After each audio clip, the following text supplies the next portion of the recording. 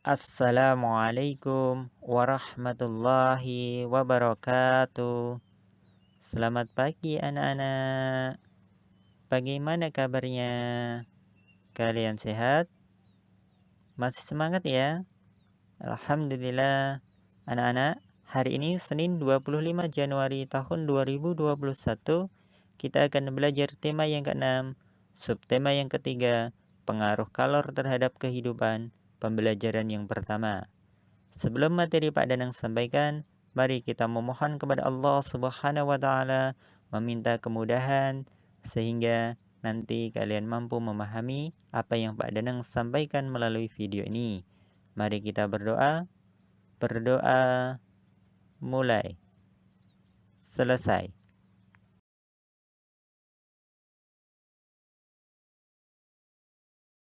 Pada pagi hari ini kita akan belajar tentang hal-hal penting dari sebuah teks, bahan konduktor dan isolator.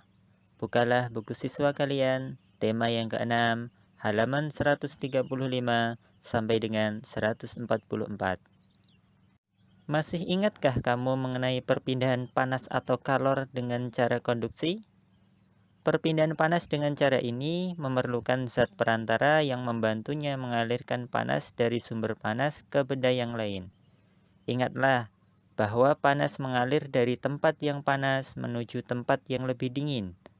Ada perantara panas yang dapat menghantarkan panas dengan baik, ada yang tidak. Mari kita simak teks bacaan bahan konduktor dan isolator. Di sekitarmu terdapat banyak benda dengan berbagai macam bahan. Pemilihan bahan didasarkan pada sifat yang dimiliki bahan tersebut. Misalnya, benda yang dapat menghantarkan panas dan benda yang tidak dapat menghantarkan panas. Ada benda yang mempunyai kemampuan menghantarkan panas dengan baik. Ada pula benda yang tidak dapat menghantarkan panas. Bahan yang dapat menghantarkan panas dengan baik disebut dengan konduktor. Bahan yang tidak dapat menghantarkan panas disebut dengan isolator. Sedangkan ada bahan yang sedikit dapat menghantarkan panas yang disebut dengan bahan semikonduktor. Bahan konduktor yang sering digunakan dalam kehidupan sehari-hari biasanya terbuat dari bahan logam. Panci, wajan penggorengan, dan beberapa peralatan masak di dapur terbuat dari logam. Jenis logam yang paling sering digunakan untuk membuat alat-alat tersebut antara lain besi, aluminium, dan tembaga. Bahan yang tidak dapat menghantarkan panas disebut isolator. Beberapa bahan yang termasuk sebagai isolator antara lain adalah kayu, kain, dan plastik. Penggunaan bahan-bahan ini banyak sekali dijumpai di sekitar kita. Penggunaan bahan konduktor dan isolator dapat diterapkan secara bersamaan pada sebuah alat. Perhatikanlah gambar di bawah ini. Panci yang biasa digunakan untuk memanaskan air ini terdiri atas bahan yang berbeda. Ada bahan yang berfungsi sebagai konduktor, ada yang berfungsi sebagai isolator. Pada gambar tersebut terlihat bahwa penggunaan bahan isolator berguna untuk mencegah panas dari sumber panas dialirkan ke pengguna panci. Aliran panas berhenti pada bahan isolator karena bahan tersebut tidak dapat mengalirkan panas secara konduksi dari sumber panas, sehingga penggunaan bahan isolator terutama untuk melindungi pemakai alat agar tidak kepanasan dan dapat menggunakan alat tersebut sebagaimana mestinya. Mari kita mencoba untuk mengamati. Berdasarkan bacaan di atas, kamu tahu bahwa banyak benda di sekitar kita yang memiliki kemampuan menghantarkan panas yang berbeda. Bagaimana cara untuk mengetahui kemampuan menghantar sebuah benda? Berikut ini adalah kegiatan yang dapat kamu lakukan untuk menyelidiki kemampuan menghantarkan panas pada bahan yang berbeda-beda.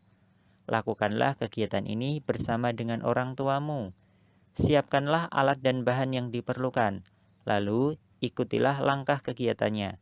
Amati dan catat setiap perubahan yang terjadi. Alat dan bahan. 1. Batang besi yang panjangnya lebih kurang 50 cm. 2. Batang tembaga yang panjang lebih kurang 50 cm. 3. Sumpit bambu yang ujungnya diikat dengan karet gelang. 4. sumpit dari bahan plastik, ujungnya diikat dengan karet gelang. Kelima, bahan kain untuk memegang benda panas. Yang keenam, lilin. Dan yang ketujuh, korek api. Langkah-langkah kegiatan. 1. Bakarlah besi di atas lilin yang telah dinyalakan dengan korek api. Peganglah ujung besi dengan tanganmu. Bila kamu telah merasakan panas, segera pindahkan besi dari nyala api. Yang kedua, peganglah batang besi dengan menggunakan sumpit bambu. Yang ketiga, letakkan kembali ujung besi di atas nyala lilin. Apakah yang kamu rasakan?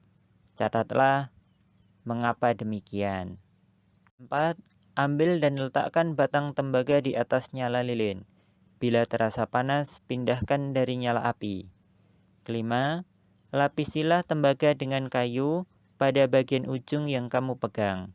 Keenam, letakkan kembali batang tembaga di atas nyala lilin. Apakah yang kamu rasakan? Mengapa demikian?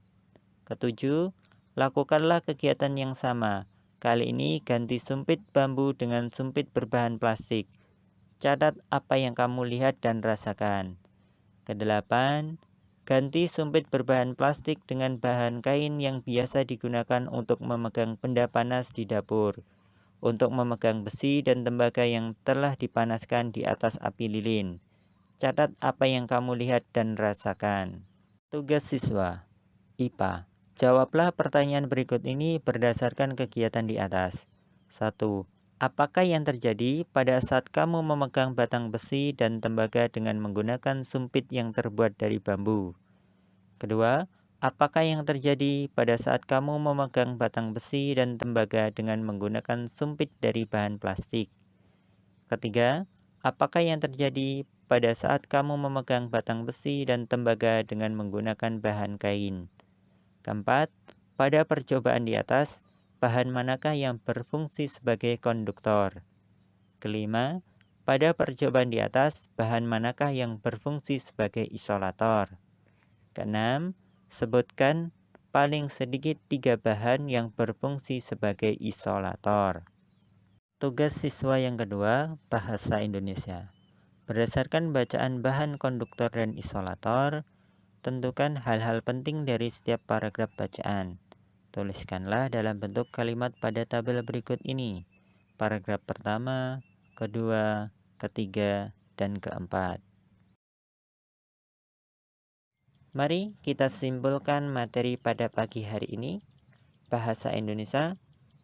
Hal-hal penting dari sebuah bacaan merupakan informasi penting yang ada di dalam teks bacaan. Materi IPA hari ini, konduktor dan isolator. Bahan yang dapat menghantarkan panas dengan baik disebut dengan konduktor. Contoh benda konduktor, panci, wajan penggorengan, dan beberapa peralatan masak di dapur yang terbuat dari logam.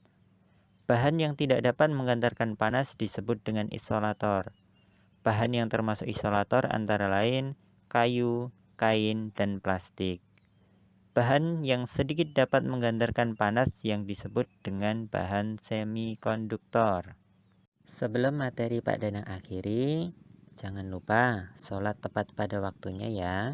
Jaga kesehatan, tetap semangat untuk meraih cita-cita kalian. Mari kita berdoa. Berdoa mulai. Selesai. Pak Danang akhiri. Assalamualaikum warahmatullahi wabarakatuh.